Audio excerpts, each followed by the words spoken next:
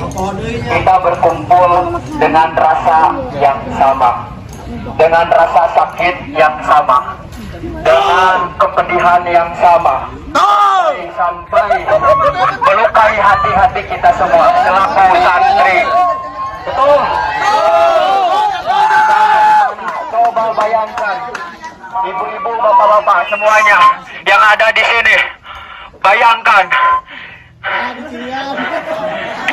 kiai kita, ulama kita, guru kita sedang diintimidasi. Apakah kalian merasakan hati yang sama seperti saya?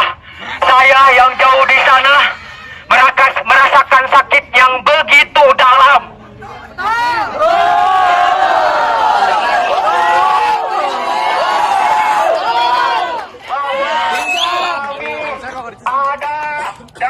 Sekalian yang saya cintai, saya banggakan, para masyayikh yang hadir dari berbagai daerah, terutama masyayikh dari Himpunan Alumni Miftahul Huda Mandon Jaya.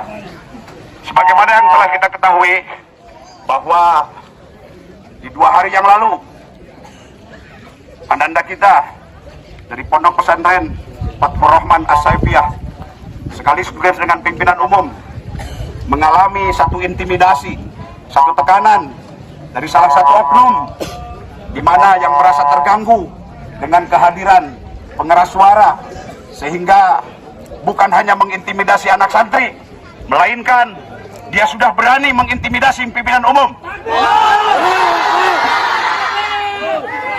Dan hari ini kita turun untuk menuntut sebuah keadilan, supaya dia meminta maaf yang sebesar-besarnya untuk memulihkan kembali mental anak santri dan mengembalikan kembali marwah pondok pesantren, terkhusus pondok pesantren Fathur Rahman As-Saifiyah. Tentunya dengan kehadiran kita, mudah-mudahan permasalahan ini bisa segera selesai. Tidak ada dampak yang lebih panjang dan lebih buruk. Dan semua dihimbau untuk bisa kondusif. Dalam artian tidak ada hal-hal yang dibuat dengan sendiri dari para santri ataupun siapapun yang hadir hari ini tanpa berkoordinasi terlebih dahulu. Dan kita hari ini akan menyelesaikan itu. Dan saya percaya pemerintahan Desa Binangun dengan tokoh yang ada di Kecamatan Pataruman insya Allah akan menyelesaikan hal ini.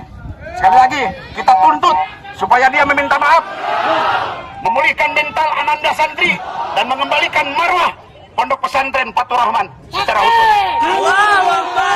Siap kondusif? Siap kondusif? Siap satu komando? Allahu Akbar! Allahu Akbar!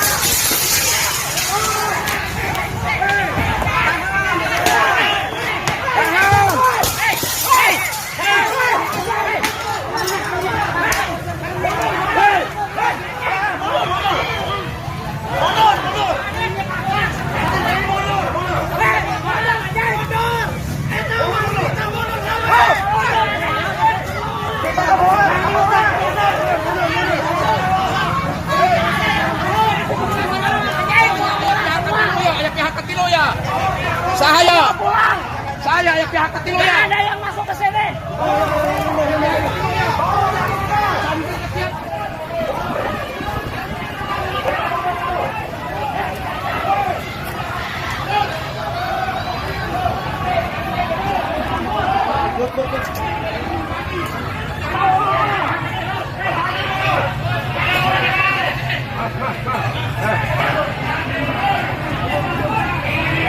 Di center orang, Cuk.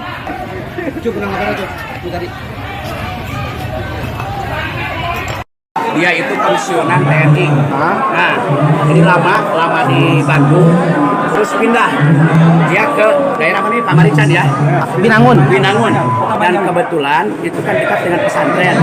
Kalau di pesantren itu sudah biasa. Jadi jam 4 itu ngebangunin santri dengan baca Quran, dengan baca sholawat dan sebagainya. Dan dia datang sambil marah-marah, bahkan mengancam akan membawa kena hukum, nanyain sini dan itu, bahkan membawa senjata. Bawa senjata. Dan dia itu mengakui barusan bahwa itu membawa senjata walaupun itu senjata mainan. Jadi intinya bahwa ini sudah ada pengancaman dan intimidasi terhadap kita pesantren. Maka kita wajib melakukan perlawanan terhadap hal yang demikian. Terima kasih.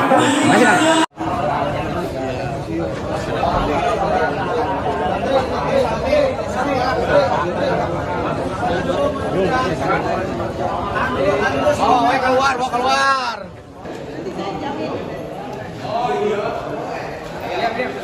Udah. Stop.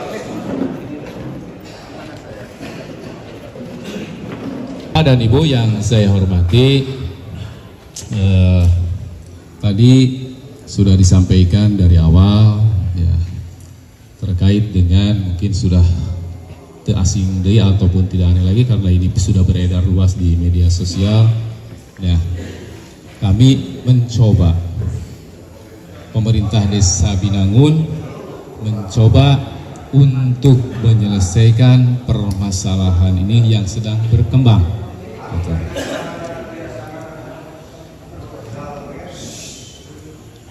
Dan mohon maaf Bapak dan Ibu yang saya hormati, ya, Pak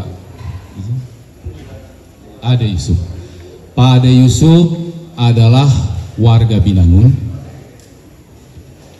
Yayasan ataupun ponpes pesantren Fatur Rahman adalah di wilayah kerja Desa Binangun, dan Pak Kiai Ujang saya pun juga orang Binangun. Dalam kesempatan ini saya selaku kepala desa harus membangun, melindungi dan mengayomi seluruh masyarakat Binangun dalam kesempatan ini. Nah, perlu diketahui dan dipahami oleh Bapak dan Ibu yang hadir pada kesempatan ini, izinkan kami berupaya untuk menjalin komunikasi supaya ada titik temu dan titik terang permasalahan ini bisa selesai. Kita udah komitmen tertib ya, undang. Salam itu bisa saya nanti di belakang Pak. Saya tidak mau mendebat. Nanti juga saya sampaikan. Saya memberikan sambutan udah biasa Pak. Ya. Ya, lanjut Pak ya. Yang saya hormati Kepala Desa dan Dim Hadi Posek ya, para sesepuh yang saya muliakan. Assalamualaikum warahmatullahi wabarakatuh.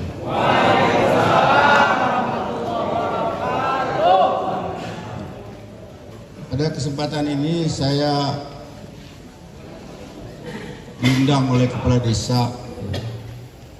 Saya pikir hanya beberapa orang saja, tokoh-tokoh. Ya, ternyata banyak orang.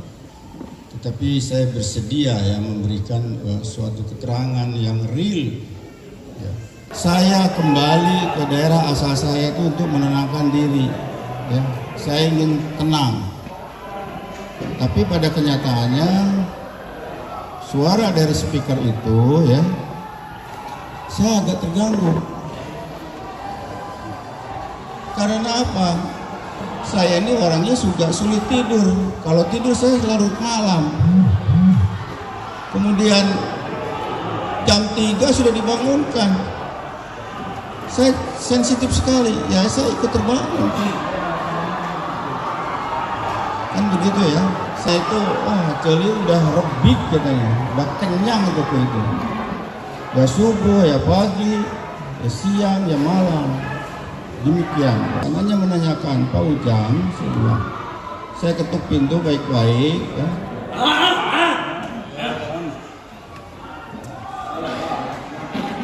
Ini ring. Kudu sagagah keur nyarekan aku. Euy. Izin Pak, kayak nyeriusnya benar. Iya Mas, di luar saudara. Di tangga 3 dia bakal ngepuluh.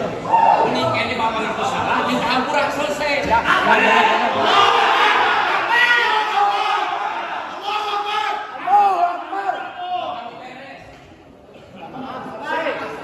Baik, baik, baik. Baik. Bisa tenang nggak? Ya.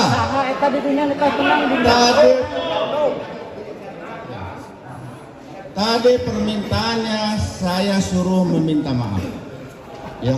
Daripada saya berpanjang lebar, saya hanya menyampaikan kepada Ujang hak saya terganggu oleh speaker. Ya. Demikian. Ya. Kemudian saya tanya ke Pak Ujang, apakah ada izinnya ini pesantren? Ya. Ya, tenang aja, nggak apa-apa. Silahkan teriak-teriak juga ya. Gitu. Ya, rekan-rekan, tenang. Ini sengaja untuk memprovokasi kita. Jadi kita tenang, jangan pancing. Diam. Diam. Ya, ayo. Setuju saya. Diam ya. Saya hanya berpendapat bahwa penggunaan toa di masjid itu ada aturannya, Pak. Mungkin ada dari Kemendag ya. Aturannya seperti apa? Saya sampaikan Pak Ujang. Ya gitu. Saya tidak ingin mengajari Pak Ujang. Kan begitu ya. Saya tidak mengajari Pak Ujang. Kedua, saya sampaikan masalah toleransi. Silakan belajar sendiri. Jadi ada 3 poin yang saya sampaikan ke Pak Ujang. 1, apakah ada izin? Kedua, masalah tata cara penggunaan pengeras suara di lingkungan masjid. Yang ketiga, mohon perhatikan toleransi. Ya. Karena ada orang-orang terganggu termasuk saya, kan begitu. Ya. Pak, perkenalkan, saya Riana Anamsari, Pak. Saya Kepala Kantor Kementerian Agama Kota Cirebon. Kota Banjar. Iya. Mohon maaf, Pak. Tadi Bapak bertanya, mohon maaf Pak Lurah, ini langsung saya jawab karena tadi pertanyaannya Pak ya. Jadi tadi pertanyaan Bapak yang pertama ya Pak ya, langsung saya jawab. Terkait apakah pondok pesantren sudah berizin atau belum? Saya jawab sekarang juga Pak, sudah berizin.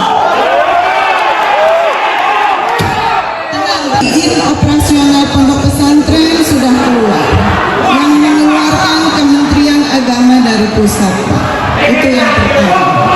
Kemudian yang berikutnya Pak, pondok pesantren itu adalah tempat pendidikan, Pak. Tempat pendidikan sebentar. Tempat pendidikan para santri menuntut ilmu agama. Gitu. Kenapa dikeluarkan izin operasionalnya? Memang pondok pesantren tersebut sudah dinilai dan sudah layak untuk berizin. Kemudian di sana tempat pendidikan bagi santri-santri Pak, untuk belajar agama. Itu Pak. Izin operasional atau yang disebut dengan hijau itu sudah Pak. Saya bawa kasih di sini. Pesantren ini membawahi kasih ini membawahi 50 pesantren Pak, di Kota Banjar. Yang kedua tentang ada penggunaan toa, bahwa pondok pesantren itu 24 jam Pak. 24 jam dari mulai bangun tidur sampai tidur lagi. Anak-anak itu harus, karena pondok pesantren itu ada aturan di pondok pesantren masing-masing, begitu. Jadi anak-anak itu harus belajar, harus menghafal dan lain sebagainya. Seandainya Bapak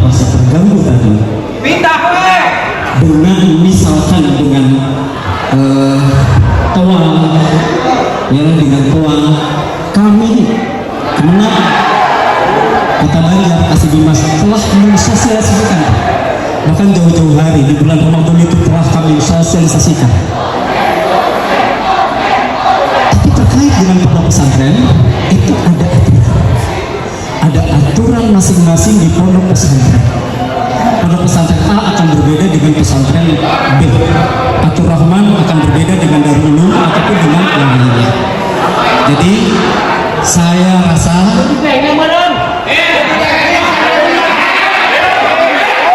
saya akan memberikan hak jawab kepada, karena ini sudah di media sosial Pak, sudah menyebar ini, sudah menyebar ke Tasik, ke Ciamis juga sudah menyebar hal ini, dan ini perlu diselesaikan Pak. Tadi Bapak meminta maaf, nanti ada keluarga, beliau adalah anak daripada Pak Ujang. Pak Ujang adalah pimpinan pesantren Miftah atau apa, Pak Rahman, beliau tidak bisa hadir dikarenakan sakit Pak. Beliau sering berobat begitu. Dan anak-anak juga kami menginginkan dari anak-anak ini yang tersebut seperti apa. Sekian barangkali. Assalamualaikum warahmatullahi wabarakatuh.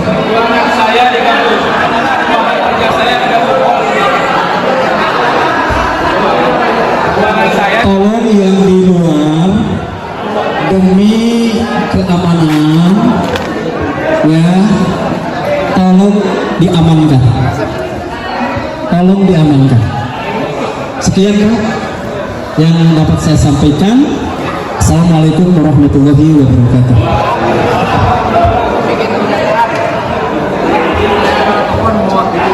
Assalamualaikum warahmatullahi wabarakatuh.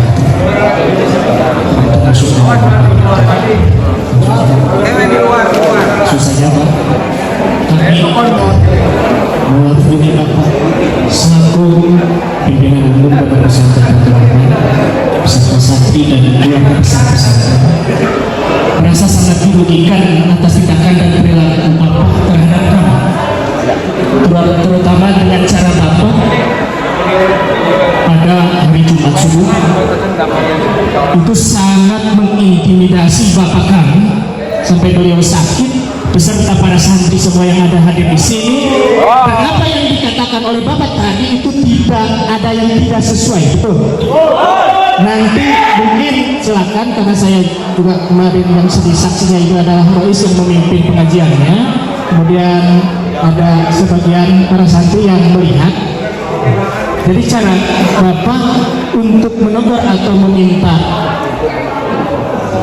meminta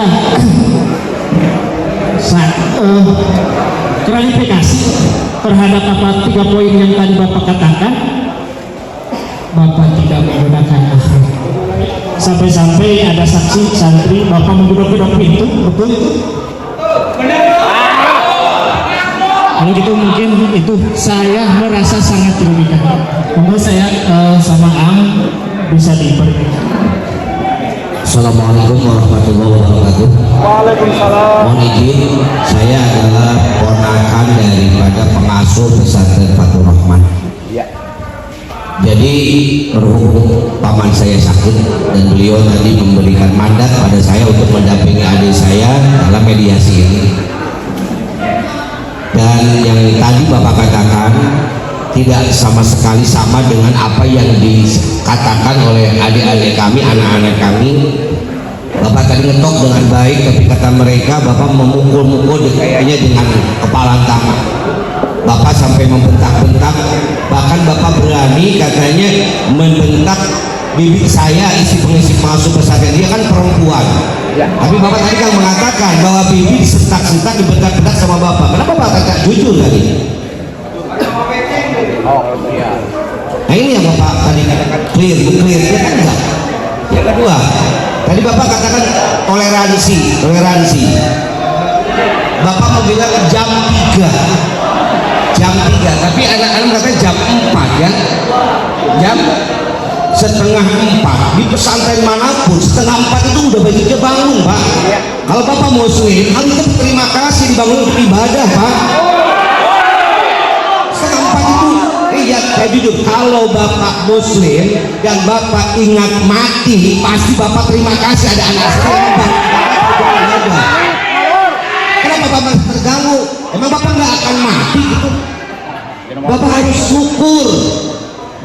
nggak tenang dekat pesantren. Bapak anti pesantren apa gimana, Pak? Bapak bilang tadi pulang dari Bandung ke kampung halaman untuk mencari ketenangan, tapi nggak ada ketenangan. Saya yakin kalau speaker di masjid, kalau bukan adzan ya sholawat, kalau bukan sholawat ya ngaji Quran. Kenapa Anda terganggu, Pak, dengan sholawat dan ngaji Quran? Bukan itu makan orang Islam, Pak. Coba tanya dari hati kecil Bapak sendiri, Pak. Coba Bapak tanya hati kecil sendiri, Pak. Bapak butuh nggak nanti didoakan? Kalau Bapak mati di sini, yakin Kang Ajengan yang akan mengurus Bapak, Pak. Kalau Bapak mati di sini, santri ini yang akan menyolati Bapak. Kalau Bapak Muslim, kenapa Bapak begitu bencinya sama pesantren? Dianggap nyanyian, dianggap sholawatan, dianggap ngaji Quran sebagai pengganggu dalam Pak. Ini yang menyakitkan perasaan kami. Kata-kata Bapak tadi menyakiti, Pak, terus terang. Dianggap Bapak pulang dari Bandung mau mencari ketenangan, ternyata nggak ada ketenangan.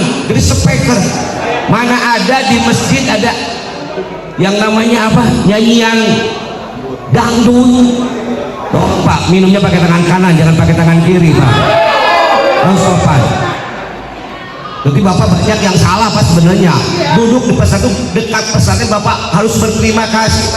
Karena banyak kekurangan Bapak, minum aja nggak bisa pakai tangan kanan. Berarti Bapak nggak tahu, harus dikasih tahu oleh pesantren. Bapak, maaf, saya bukan benci, Pak. Saya kasihan sama Bapak. Oleh negara udah dipensiunkan, harusnya Bapak lebih dekat dengan Allah, Pak. Bapak dipensiunkan oleh negara, berarti Bapak harus dekatkan dengan Allah. Bapak nggak bisa tidur, bukan kenapa? Karena Bapak nggak dekat dengan orang yang menciptakan Bapak itu sendiri. Dekatilah Allah, Bapak insya Allah akan mendapatkan ketenangan. Anak cabang kami Miftahul Huda tidak ada yang ilegal. Saya menjadi saksi bahwa setiap lembaga cabang dari Miftahul Huda itu pasti didaftarkan di Kementerian Agama. Saya justru merasa yang tadinya saya sudah mulai lunak, saya malah bangkit. Saya merasa tersulut ketika cabang kami dipertanyakan perizinannya. Padahal Ananda berapa kali dengan saya mengikuti ru'yah falakiyah. Kita setiap menjelang Ramadan, Pemkot Kota Banjar itu mengundang kami. Berarti keberadaan kami diperhitungkan pada saat itu. Terus terang, saya mengapresiasi luar biasa bagi Mas Ayi yang telah memberikan dukungan kepada anak cabang Miftahul Huda. Siapapun Anda yang hadir dari ini, mudah-mudahan menjadi nilai ibadah di hadapan Allah Subhanahu wa Ta'ala. Anak santri yang telah down mentalnya, terganggu psikologisnya karena ada laporan pada saya secara pribadi, Bapak mohon maaf, katanya informasi mudah-mudahan tidak akurat, tapi saya hanya tabayun. Ada yang menyerupai senjata senpi yang seolah-olah itu untuk shock terapi anak-anak kami. Terima kasih. Saya melihat Bapak kayak motor nanti di depan masjid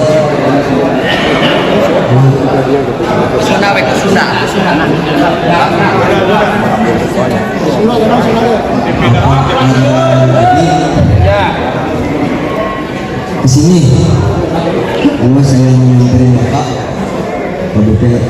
bersalaman di Bapak menanyakan Pak Ujang, lalu Bapak bilang speakernya terlalu keras, ini speakernya terlalu keras mengganggu masyarakat. Lalu saya bilang Pak Ujangnya nggak ada. Terus Bapak ingin saya antar katanya ke rumah Pak Ujang, menanyakan rumahnya. Terus kalau kita diantar, pas di pinggiran masjid Bapak mengeluarkan pistol.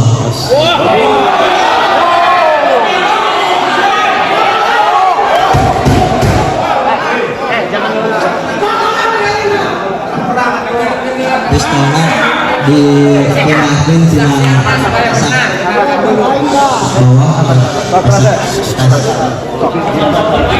Suku abi ditaroskeun ke anu di dapur, ditaroskeun karena ayah sambung dibobok abi teh diwartoskeun. Terus suruh dibangunin bapak, kalau gak bisa saya aja yang bangunin. Lalu saya angkat jalan di depan, pas Payun, jalan Pantu Payun, bapak ngadobrak jendela.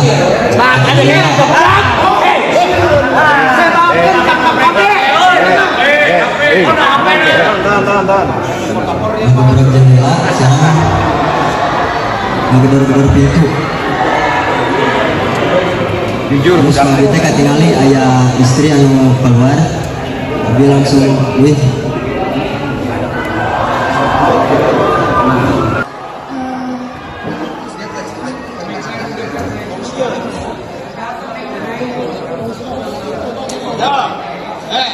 Itu lanjut mana? Sarua ingin jadi hati.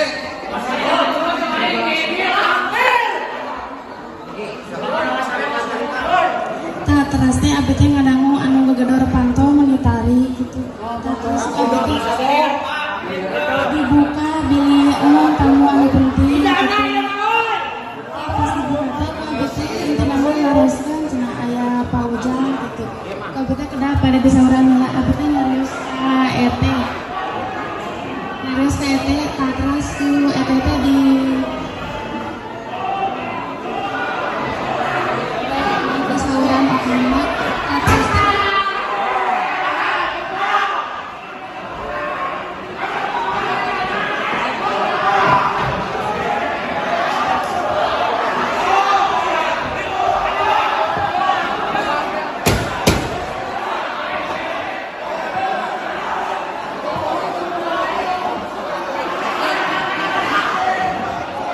Halo, diam dulu. Mundur, mundur. Mundur.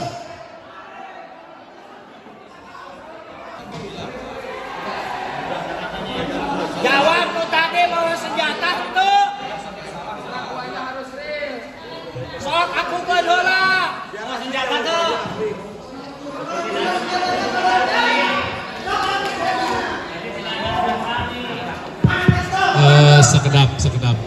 sekedap keadilan supaya naon hal didugikeun ka kuping kelasnya. Da upami kieu mah paeteun moal ka kuping nya. Sok sekedap heula.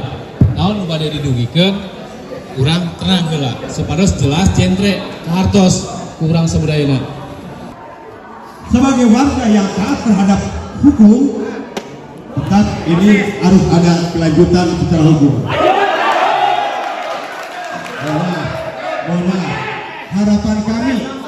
harapan kami dari Majelis Ulama Kecamatan Pataruman, dan di sini dihadiri oleh Bapak kita, Bapak Kepala Kepolisian sektor Pataruman, dan juga Bapak Camat, karena hal ini mungkin jamaah dan seluruh simpatisan kakak-kakak daripada adik-adik santri yang ada di Fathur-Rahman, sekali lagi mohon maaf, merasa tidak puas sama sekali, merasa tidak puas karena apa yang diklarifikasikan tadi A ternyata di lapangan B.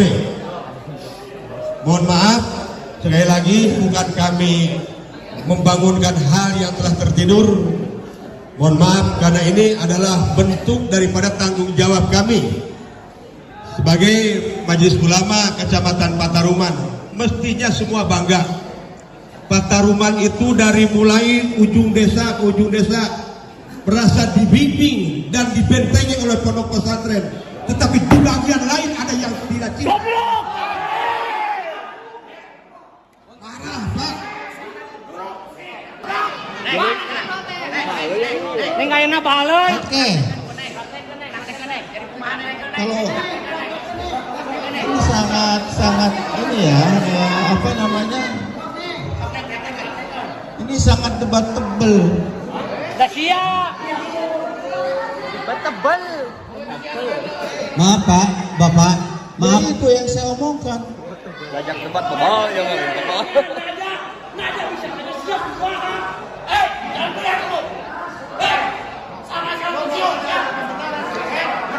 Bapak bicara jangan terlalu bersayap, Pak ya. Jangan terlalu bersayap. Tadi ada yang bilang Bapak bawa pistol. Saya tanya, karena yang ini sensitif sekali.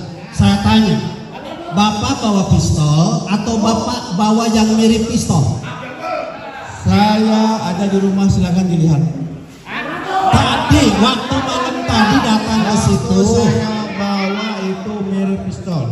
Oh, Bapak tahu nggak bahwa perbuatan itu melanggar undang-undang? Tahu nggak? Tahu nggak? Walaupun Bapak bawa yang mirip pistol itu berupa ancaman. Itu melanggar aturan. Tahu nggak?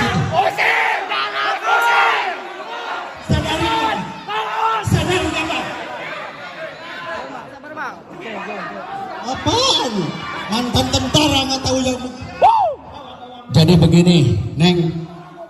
Dari masjid, dari luar masjid ke tengah masjid. Pak itunya ada di luar masjid. Hei, sini panggilannya. Terus pas saya kan tidak tahu apa-apa gitu. Pas saya mau salaman, tahu-taunya saya ditarik. Saya ditarik. Ditariknya dipanggil sampai ke luar. Ditarik ke tengah bulan. Nah, terus yang pertama, yang kedua, Bapak mengancam saya bahwa kalau masih itu nggak dikecilin, kata Bapak mau dibawa ke hukum. Gitu.